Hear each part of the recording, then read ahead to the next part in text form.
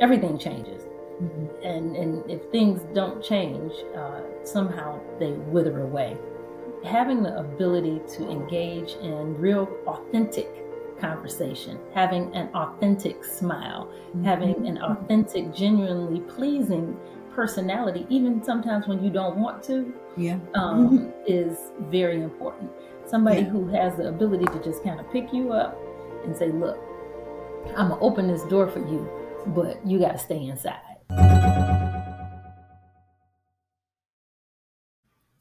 Hello, revolutionaries, and welcome to the Midlife Revolution, the show for busy, empowered women ready to transform their lives. I'm your host, Coach Angie, and today we have another incredible guest joining us, Ms. Cassandra Willis-Abner, affectionately known by many as simply Casey. Cassandra Willis-Abner is a distinguished healthcare leader with extensive experience in healthcare operations, to include a focus on patient experience, workforce engagement, and diversity, equity, and inclusion. Casey serves as workforce officer at Press Ganey, where she works with healthcare executives and health systems across the country focused on workforce management, culture, and belonging. Her career reflects a steadfast dedication to reducing patient suffering, improving safety, quality, and the experience of patient-centered care, and advancing health equity across diverse communities. So let's get into it. Casey, Coach Angie, welcome. thank you. Thank Welcome. you. Thank you. You've had an impressive career in healthcare. What first inspired you to focus your work in healthcare administration? You know, I knew that I wanted to work in healthcare of some sorts, probably when I was in middle school. And I think in high school, I decided I wanted to be orthodontist.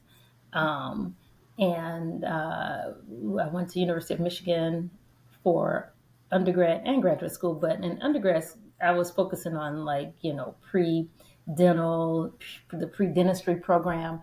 And me, like many others, took inorganic chemistry, which was a weed out class. And, if you get a B minus in something like that, you either got to take it over till you get an A, or you say, okay, there goes my desire to go to either medical school or dental school. And it actually was a great situation because in retrospect, I realized that I probably would have not enjoyed a career as an orthodontist, kind of doing the same thing day in and day out. But it did not change my desire to work in healthcare, but it just kind of pivoted me from being a clinician in the healthcare industry to looking at opportunities to work on the administrative side of healthcare. And so, ironically, University of Michigan has had a number one program in healthcare management and policy and administration. And so I went straight from undergrad to graduate school into the School of Public Health Services Management and Policy master's program. I did do a year in the PhD program first, but I decided, I wanted to be an operational executive and not a professor anymore. And so that's how I kind of, pivoted from the clinical aspects of healthcare to the administrative focused area of healthcare. And so there was always an intrinsic need, value, and aspiration to serve in the healthcare area, and have never looked back. So I was kind of glad that whole inorganic chemistry B minus happened, as are a few of my other friends who are healthcare executives as well. And we look back and say, wow, I wanted to be a pediatrician, or I wanted to be or whatever. And we're really glad where we landed because of just the ability to impact tens of thousands, if not millions, of patients and families across the country. I love that. Impact. We all need to be positively impacting people Yeah. across the world. So I love that answer. Thank you so much for that. Yeah. Now, your work has involved transforming organizational cultures to prioritize inclusion and equity. Mm-hmm. I want to know, what do you believe are the key steps to creating lasting change in any organization or community? Yeah, I think that so along the way, um, there's been disparities in healthcare, whether you're talking about it from a patient's perspective, the availability, accessibility, affordability from a community perspective, and even opportunities from accessibility, availability, from a employee's perspective. So it's something that early on, even as a student, that we read about, that we either experienced personally, or had family members that experienced firsthand some of the inequities, either as a patient or the Mm-hmm. inequities that were experienced as maybe a woman or a person of color or a person who was of a younger generation. Those things have continued to persist in really all industries, but particularly life threatening in healthcare. If you think about the accessibility and affordability and availability of healthcare services, that impacts people's lives. Mm-hmm. So, it was something that you read about, but when you want to have a lasting impact, I think that you have to take some intentional steps towards what you can do as an individual to decrease the disparities and inequities that exist in whatever your industry is. Mine just happened to be in healthcare, and Yeah. so I think that when you think about change, everything changes, Mm-hmm. and if things don't change, somehow they wither away and eventually, just perish. And so the healthcare industry is constantly changing, not only the tools, techniques, processes, equipment, but just the environments and the cultures that exist within organizations. And there's even subcultures that exist in organizations. And so when you're looking at how to make some sustainable change, you really got to go straight to the mission and vision and core values of the organization. Mm-hmm. And if you have people who work for the organization that are aligned to those values, core values, and believe in the mission, commit to the mission and the vision of the organization, then you have to, whatever that is you're trying to change, you have to show how what you're trying to change has an impact, a favorable impact on that mission or the vision or the values. And so it's almost like you have to like align it, connect the dots to say, Mm-hmm. if we can do this, if we can create a more inclusive culture where our workforce or where our patients and families feel like they belong, then it will impact our mission, because our patients will feel as though their voices are heard and they can share their entire healthcare story, and they don't have to bite their tongues or fear that someone won't believe them. If we can create an inclusive culture, maybe we can reduce the mistrust that exists in certain communities because of historical just wrongdoings Mm-hmm. that have occurred and unfortunately still occur. And so you really have to connect whatever you're trying to change to the foundation of an organization, which is the mission. And once you do that, if you have people who are working there that truly believe in the mission, they can see the importance of whatever that change is.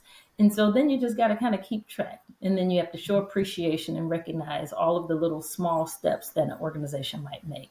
So if an organization is focused on becoming more diverse and mirroring, from an employment standpoint, the communities that are served, you keep track on, okay, who are we hiring? And, Mm-hmm. how do we look? What percent of our organization, mirrors or, the communities that we serve? And, does our patient population, our workforce look like our patient population? And, Mm-hmm. all of those things actually go towards creating a more inclusive culture. Because if you have people who look like you, who are your caregivers, then you may feel more comfortable in that setting, and it may reduce some of the mistrust that exists historically, and particularly with the African American community. I love that answer because that was going to be my next question, but it looks like you have it covered on just the resistance when introducing equity focused Mhm. initiatives. Yeah. You're really thorough on making sure that you lead with empathy Hmm. and making sure that you touch all the bases of how people are feeling because that matters more than anything across Yeah. this industry. Yeah. So as a leader, you've undoubtedly inspired women, me included, of Hmm. all ages to pursue their dreams. What Yeah. advice would you give to women, especially those stepping into leadership roles Mhm. or pivoting to new career paths? Yeah. So before I go to that question, you said something, and that makes me think about how this next question, how they kind of go together.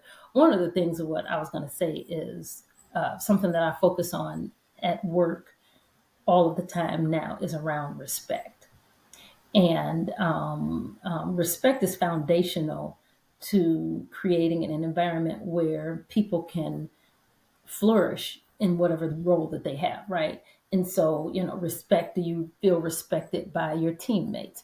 Do you feel respected by your leader? Do you Mhm, feel like the organization respects you? And mhm, so, when I think about someone who I might speak with about their career as a leader in whatever industry, I would first talk about the things that we've known since we were able to, go to kindergarten or something like mhm, that, is just the manners, mhm, respect, the mhm, way that you treat people, and the way that you recognize, appreciate, um, and acknowledge people is very, very important. So I'd say it really starts with doing a self-assessment on like your own behaviors, right? mhm, Do you make eye contact when you're walking down the mhm, hallway? Do you speak? Do you use people's mhm, names? Do you smile? Make mhm, and try to create relationships and networking and effective communication, I will say, have been one of the key drivers in my particular career, mhm, but also I've seen it to be something that is impactful in many, many, many of my close friends, colleagues, associates, and just even people that I see across the country. mhm, Um, Having the ability to engage in real, authentic conversation, having an authentic smile, having mhm, an mhm. authentic, genuinely pleasing personality, even sometimes when you don't want to, Yeah. Mhm, is very important. I think being consistent, showing up in a way where you are representing yourself and everybody who's come before you and behind you is something that's always important, because we're always on stage. yeah. And I think that, especially as you ascend into leadership positions, you're Mhm, even more so on stage, because people who are, at the next level are looking at you, trying to evaluate. Oh, okay, so is this person, he, she, them, or they, able to rise to whatever the next occasion might be? And mhm, those people who are coming up within the scope of responsibility, or at the level that's aspiring to your level, they're mhm, looking to see how you do things or how you mhm. don't do things. And so I talk to people about, every opportunity that you have to be with the leader, to be in a meeting, it's an opportunity to either learn something to do or what not to do. Right. So if you are a person that's aspiring to be, at the next level, whatever that might be, or even just remain successful at the level that you're in, because Mhm. everybody doesn't need to necessarily always be a leader. We need Right. individual contributors Right. who do fantastic jobs. And in Mhm. fact, in being an individual contributor, and many of them is what makes the world go around, right? Mhm. Mhm. Everybody can't be a leader, and everybody Mhm. doesn't need to be a leader, but those Mhm. who are leaders need to be effective. And Mhm. so, being an effective leader is around relationship building, it's around communication, it's about being authentically nice, Mm-hmm. respectful, approachable. Mm-hmm. You aren't a leader if people don't want to follow you. You Yeah. aren't a leader if people don't believe that you're able to influence and inspire them. Those are two Mm-hmm. other huge leadership Mm-hmm. traits. Being able to influence people, helping people understand this is why we got to get the task done. This is what the timeline is. We need to do it with quality, first time quality, influencing and inspiring people to do their Mm-hmm. best. But if you're a person who, low energy, like we got to get, yeah, y'all, they want us to meet this, it has to be a situation where not only are you inspirational, but you'll roll up your sleeves too as a leader and do it too. Mm-hmm. I think that in every job that I've had, I've tried to show that I understand and appreciate whatever that work or scope of work it is that the people on my team or teams do by Mm-hmm. either, trying to do it myself, walking in their shoes, working with them very early on so I can learn exactly, shadowing them. And that gains respect. Mm-hmm. So to me, it's all circles back to respect, being a person that people that report to you respect, being a person who the people who are your peers respect, because how you show up, how you lead, your energy, your interaction, your input, all of those things. And absolutely being a person who the people who are your leaders or the senior leaders in the organization respect and think about when opportunities arrive or I, arise within the organization. I love that. Leading with emotional intelligence. That's what it Absolutely. sounds like you do. And I think there should be more leaders out there like you because we're, as individual contributors Hmm. within organizations, they're watching leaders Yeah, yeah. very Oh, closely absolutely. Yeah, yeah. to see, can I approach him or her? Hmm. Can I Hmm. have a conversation on the elevator with him or her without them blowing me off? Right. That's so important. Yeah. I mean, and all it takes is, that one leader blowing off one or two people, then it gets around. Like they don't even speak on the elevator. It's just me Mm-hmm. and, Mm-hmm. him, her, them, or they on the elevator, and they don't even, make eye contact or say hello. And, they don't even know my name. I've been on their team for 10 years. Yeah, yeah. Yeah. So I want to go to, pretty much what I do for Hmm. women balancing careers, families, and personal goals. What Hmm. strategies or mindset shifts have you found most helpful in your life, achieving success without sacrificing your wellness? Yeah.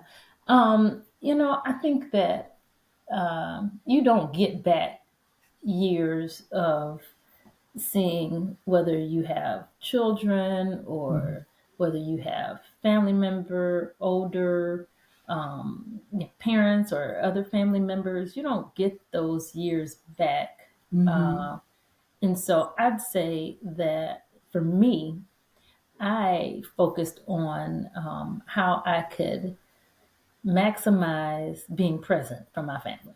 Mm-hmm. And I still do, even though like I travel a whole lot. But I mean, on the weekends, on Sundays, and the evenings when I can, I am spending time with my elderly mother. I am, Mm-hmm.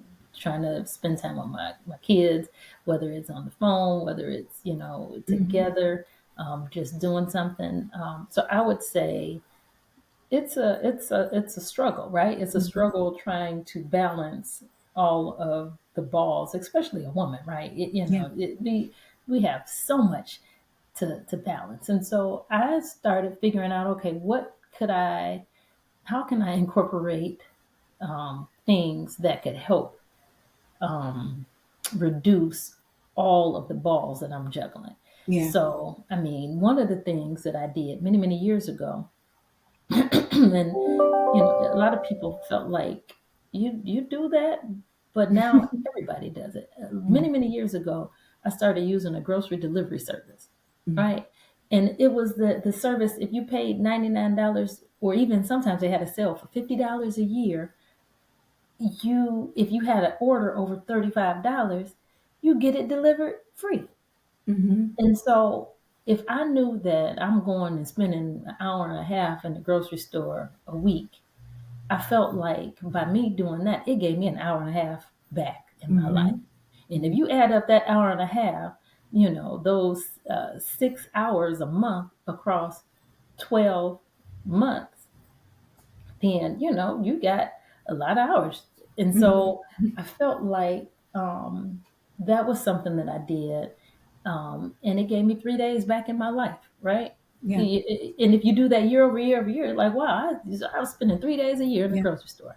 Um, for $50, if I didn't have to spend those 3 days a year in the grocery store, to me it was worth it. So there's Yeah. other things like that it's like, okay, how can I do something, work smarter, not harder, and Mhm. not spread myself so thin. Yeah. So that's one example. It's like, that's the grocery store example, but there's also things, about finding your village. I was so fortunate for having and still have a village of women who Mhm. their children were, the same ages as mine, my Mhm. children's friends. We divided and conquered, right? And even, I mean, and my husband, I mean, Mhm. it was a partnership. Yeah. It wasn't just always on me.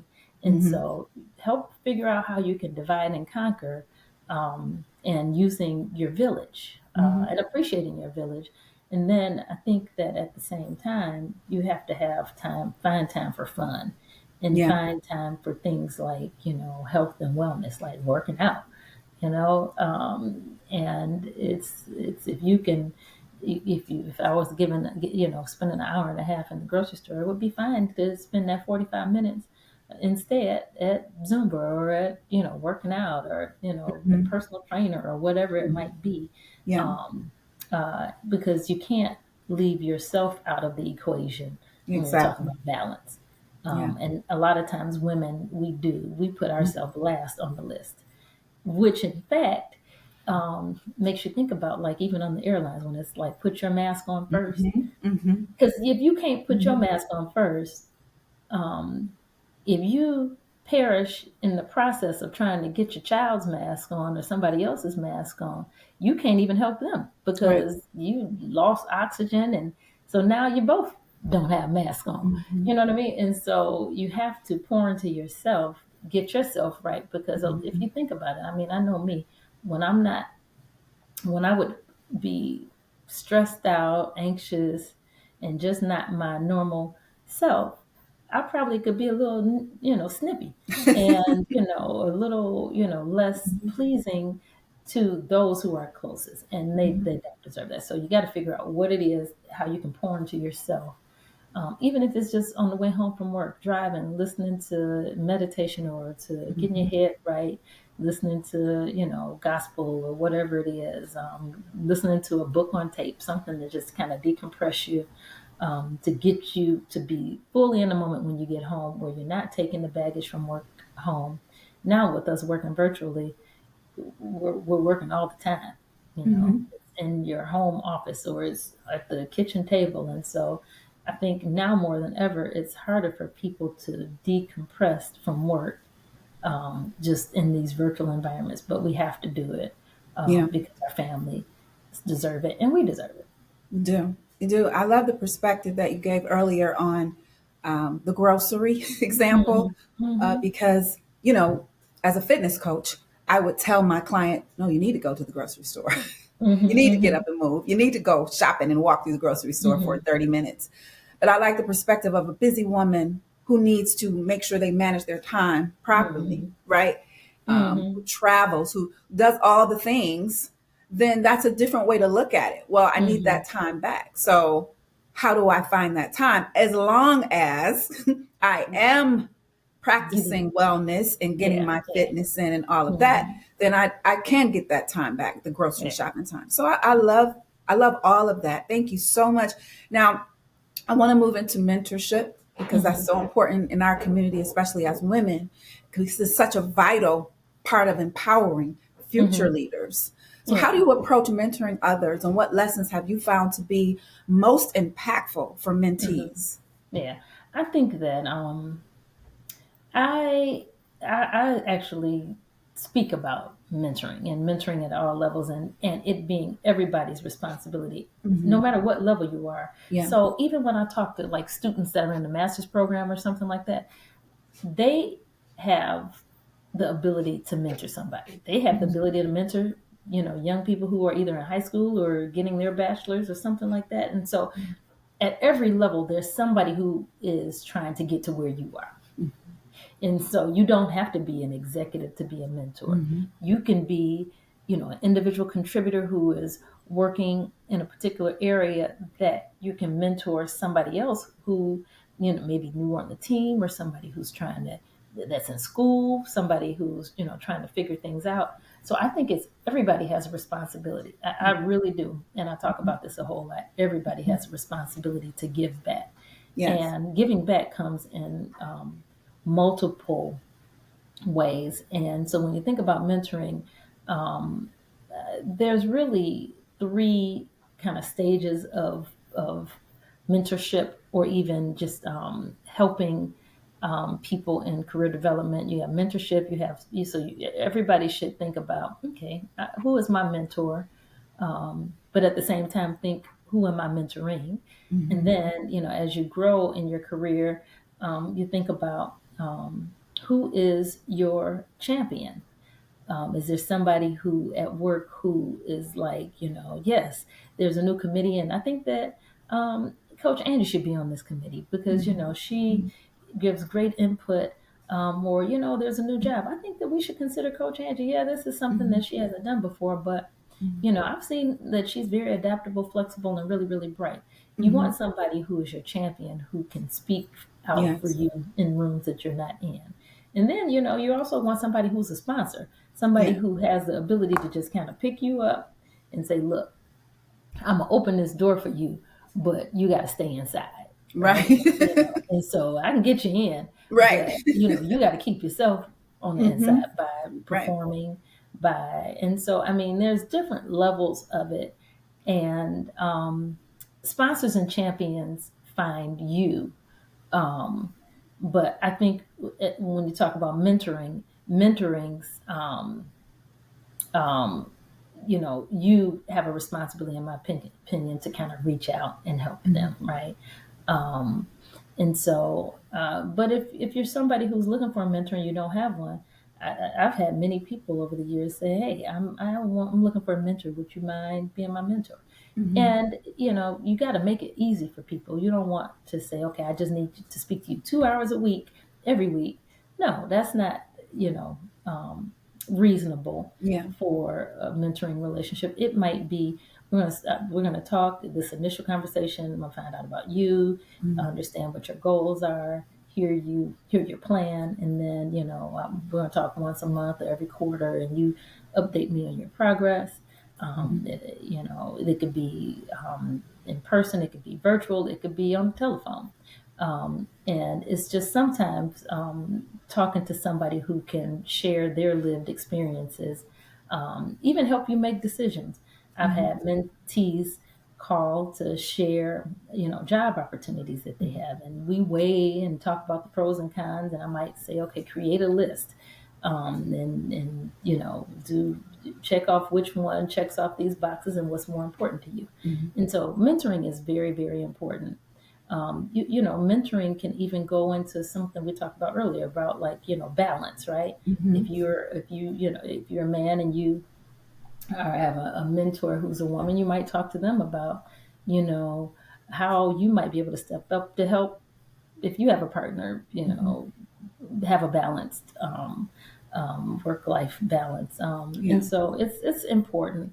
I think that as a mentee, you really have to drive the relationship because the person who's your mentor is very busy, has a lot of balls in the air. So, they may not be the one calling you. You got to call them and make it easy for them to be your mentor. Yeah. I love that advice. You got to make it easy on both sides, right? Yeah. Because as a mentee, they're looking for something. They're looking for something that you can give them to take to the next level. And you're looking for, I need you to give me let me give you 15 minutes of my time. I can give you some good nuggets. Yeah, right. But I got walk with me, talk with me. Yeah. Let's go get this coffee together. Yeah. Go both pick up our lunch. Yes. And it has to be a confidential, a trusting relationship because, as a mentor, either even a mentor, sponsor, or champion, what I speak to those individuals about needs to stay within that conversation, as opposed to, what Casey said. Yeah. It needs to be a very trustworthy, and it goes the same way. I shouldn't take what we've discussed outside of our relationship. So it's all around where we started with relationship building. Mm-hmm. And I mean, that's a very special relationship, a mentor and mentee relationship. One relationship that can last for your entire career. I have a Mm-hmm. mentor or two that have been mentors of mine. We communicate in a different way. Mm-hmm. What I need from them now is not the same thing I needed from them Right. 20, 25, 30 years ago. Right. And so, it's great when you establish a relationship and it can grow over time. That's really, really special. Yes, I love that. So I have one final question. What's that? With your years of experience and impact, what personal or professional legacy do you hope to leave behind? Yeah. I am excited when people that work on my team have worked on my team achieve goals that they didn't think that they could achieve, right? Or when they reach levels that they never saw themselves in. And so I take pride in seeing the career development of others. I remember one talk I did, and I gave several points, and it was to a group of African American healthcare executives that all from new careerists as all the way to senior execs. And one of my points was we are not crabs, right? We are not crabs in the barrel, and Mm-hmm. there's enough out there for all of us. And so, one of the things that I'd like to be remembered in my healthcare experience would be that, what, she helped a lot of people. What, she inspired a lot of people. Mm-hmm. She influenced a lot of people. She told me about this job and I got it. She poured into me the confidence that I can do it. Those are the things that really excite me. Just looking at others, I have some amazing people who have either worked for me, with me, who are doing exceptionally well. Very proud of them.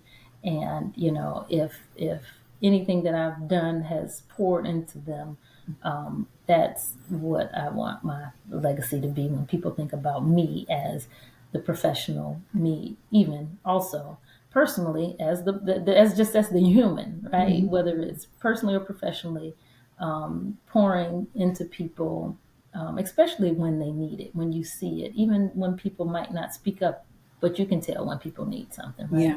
You Yeah. can tell when people are need some type of encouragement. Mm-hmm. Back to your word, empathy. Mm-hmm. And so it's more about the soft skills and Yeah. that and the emotional intelligence that you mentioned earlier, that and just being there for people. Right. If people said, she answered the phone when I called her, or Mm-hmm. she took my meeting, it may have taken her a long time, but she took my meeting, she took the interview, she took the call, and just knowing that people felt as though that I helped them in whatever way, is something that would make me proud in the future. Well, I definitely have a personal Casey story that I will not share today, but but I do know you to be that person, and that is why I asked for you to be a guest on the show because of just who you Absolutely. are and who I know you to be as a human being. So I want to thank you so much for My being a pleasure. part of this, of what I am doing Hmm. to share women like you to the world, with the world. Thank you Absolutely. so much, Casey, for being a part. My pleasure. And congratulations to you on this format, this Thank you. forum, and all the wonderful things that you do to pour into people, Coach Angie. Thank you. I appreciate it.